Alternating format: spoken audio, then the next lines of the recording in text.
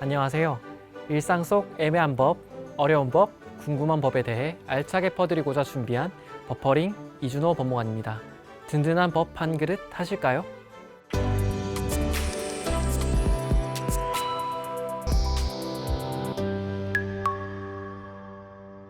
네, 현수민 변호사님. 네, 버퍼링에 출연해 주셔서 정말 감사드립니다. 네네. 요새 또 자기 PR의 시대인데 자기소개 한번 맛깔나게 한번 해주시죠. 네, 안녕하세요. 저는 법률사무소 케이스의 현수민 변호사라고 합니다.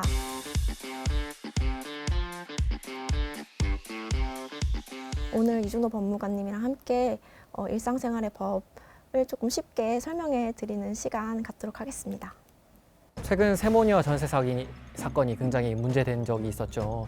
그리고 이제 내가 당연히 보증금을 냈는데 돌려받을 수 있을 줄 알았는데 돈이 없다고 못 주고 나 갈 데가 없어요. 없는 돈 다 끌어모아서 계약했더니 내 집이 전세 사기라니.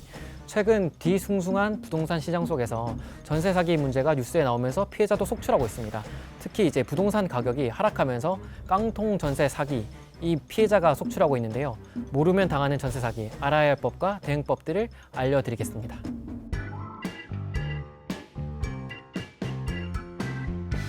네, 현수민 변호사님. 그러면 이게 보증금을 돌려받지 못하는 상황이 발생하기 전에 미리 이런 대비책이 좋을 것 같은데 혹시 계약 체결하기 전에 사전에 확인할 것들이 좀 있을까요?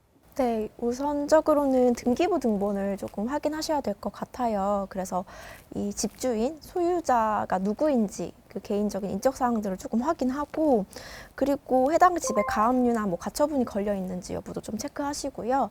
그리고 근저당권이라는 게 있어요. 그래서 이 집주인이 해당 집을 담보로 뭐 대출을 받은 내역인데 그 근저당권이 얼마 정도 설정되어 있는지 이런 것도 조금 파악하셔야 될 것 같고요. 그리고 두 번째는 그 집주인이 세금이 체납되어 있는지 여부를 조금 아셔야 될 것 같아요. 그래가지고 뭐 왜냐하면 그 국세라는 거는 그 보증금보다 선순위로 이렇게 뺏어가는 거기 때문에 세금 체납이 되어 있는지 여부도 꼭 알아보셔야 될 것 같습니다. 네. 그럼 혹시 계약상 특약으로 이런 보증금 반환을 돌려받지 못하는 상황을 좀 방지할 수 있는 것들이 있을까요? 근데 이게 사실 마음 먹고 사기치려고 하면 계약으로 정해가지고 이거를 막을 수 있는 건지에 대해서 한번 설명 좀 부탁드립니다. 네, 그래서 우선적으로는 그 해당 그 집에 근저당권이 조금 여러 개 설정되어 있다. 그러면 그 집주인에게 뭐 근저당권 중에서 어떤 거를 내가 이 집에 그 들어가는 잔금 지급을 함과 동시에 말소하기로 한다. 이런 특약을, 말소 특약을 넣으시는 게 좋고요. 두 번째로는 잔금 지급일 그리고 전입신고 당일까지 해당 주택의 소유권을 이전하지 않는다는 조항, 그리고 해당 주택을 담보로 새로운 대출을 받지 않는다는 조항을 추가하시는 것도 좋습니다. 특약상 담보대출을 추가로 받지 않는다는 어떤 문구를 적는 게 왜 그렇게 필요한 거죠? 네, 이게 주택임대보호법상 대항력이라는 것 때문인데요.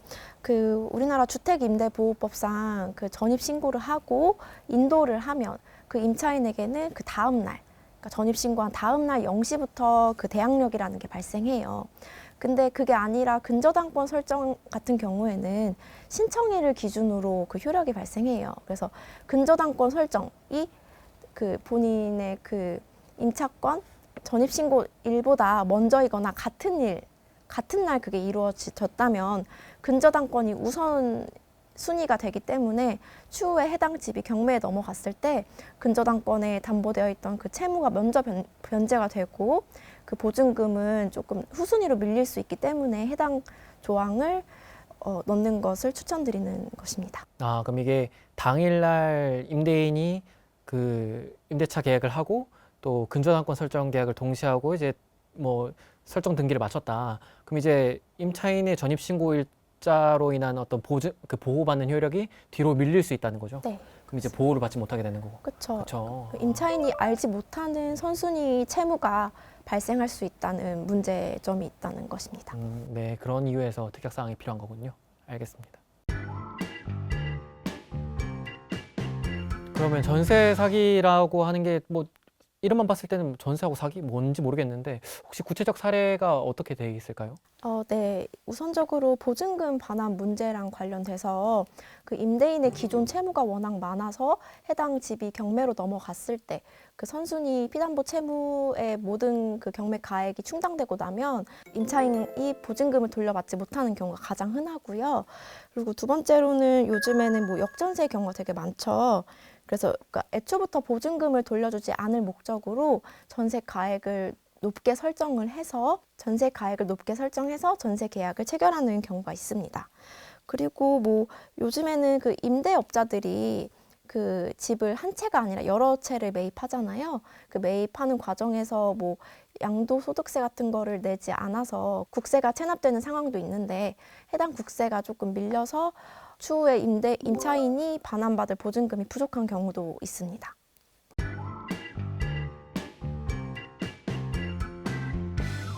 깡통 전세로 인해서 보증금을 반환을 돌려받지 못하는 상황이 생겼을 때 물론 확실한 방법은 변호사 선임을 통해서 어떤 민사상이나 형사상 조치를 취하는 거겠지만 그 선임 비용이 좀 크잖아요.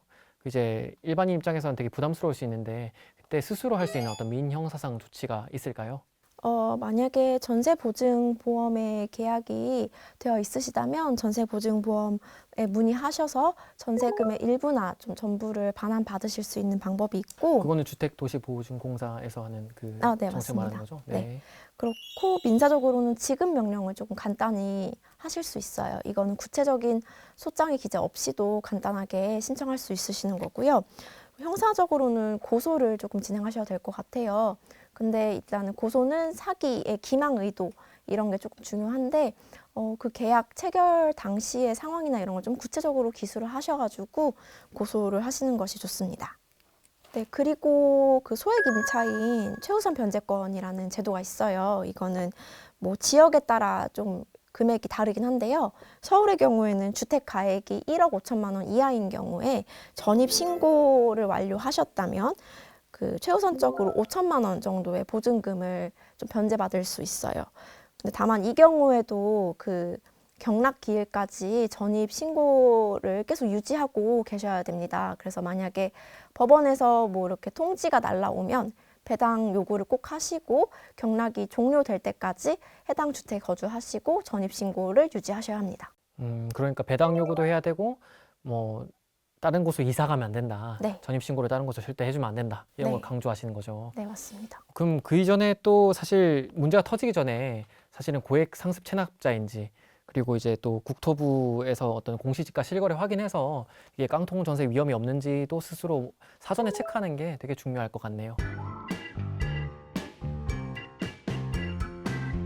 저희 민법상에는 수선 비용과 관련해가지고 이제 정하고 있는데 이게 사실 법만 봐서는 어떤 게 그 임대인이 고쳐줘야 되고 임차인이 본인이 고쳐야 되는지에 대해서 명확하지 않아서 좀 의문이 있을 것 같아요. 이 부분에서 조금 자세히 설명해 주실 수 있으실까요? 네, 원칙적으로 그 임대인은 임차인이 그 임차 목적물을 잘 사용 수익할 수 있게 하는 그런 의무가 있어요. 네. 그래서 만약에 뭐 보일러 같은 게 고장이 났으면 이 임차인은 이 해당 집을 잘 사용할 수 없게 되는 거잖아요. 그래서 보일러 고장 같은 경우에는 임대인이 수선 의무를 부담하는 게 맞고, 그게 아니라 뭐 사소한 그런 뭐 고장이나 뭐 이런 것들은 임차인이 조금 부담하는 게 맞습니다.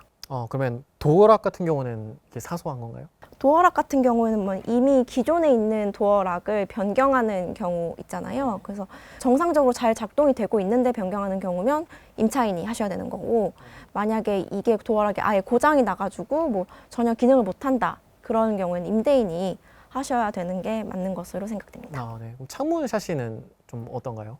샤시의 경우에는 사실 판례가 조금 좀 많이 갈리고 있어요. 어떤 판례에는 임대인 부담, 어떤 판례에는 임차인 부담 이렇게 갈리고 있는데 뭐 결국에는 제가 아까 처음에 말씀드린 것처럼 이 임차인이 해당 부동산을 이렇게 잘 사용할 수 있게 하느냐, 사용할 수 없을 정도로 막 부서지거나 그러는 경우에는 임대인이 조금 부담하게 하는 게 판례의 태도인 것 같습니다. 그럼 본래 목적대로 본인이 집을 사는데 지장이 있으면 이제 임대인이 네. 부담을 하고 그게 아니라면 임차인이 부담하는 거란 네. 말씀이시죠?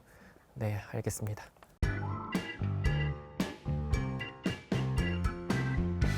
만약에 집에서 계약하려는 집이 누가 자살을 했거나 이제 좀 타살로 인해 가지고 좀 문제됐던 집이 있으면 그 임차인 입장에서는 되게 거기서 거주하기 껄끄러울 것 같은데 이때는 그 집주인이 이걸 말하지 않았다. 그럼 네. 이걸 계약을 해지하거나 어떤 그런 방법들이 좀 있을까요?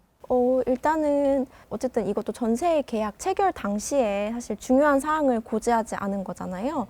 네, 우리 판례는 그런 중요한 사항을 고지하지 않았을 경우에는 그 계약을 해지할 수 있다고 생각하고 있어요. 그래가지고 해지를 충분히 가능하시고, 다만 이거를 뭐 해지까지 가는 상황보다는 특약 사항으로 먼저 해지를 할 수 있다, 이런 걸 뭐 알리지 않았을 때 해지를 할 수 있다, 이렇게 두시는 것이 조금 좋고, 그리고 그 전에 그 공인중개사한테 해당 부동산에 좀 어떤 일이 발생했는지 이런 것들 조금 사전적에 확인 받으시는 게 좋다고 생각합니다. 네, 나중에 혹시라도 해지하지 못하는 상황이 발생하는 것 때문에 특약으로 정해놓는 게 좀 더 낫다, 뭐 이런 말씀이신 거죠. 네. 오늘 출연해 주셔서 많은 법률적인 도움 주셔서 감사합니다, 현수민 변호사님. 네, 감사합니다. 감사합니다.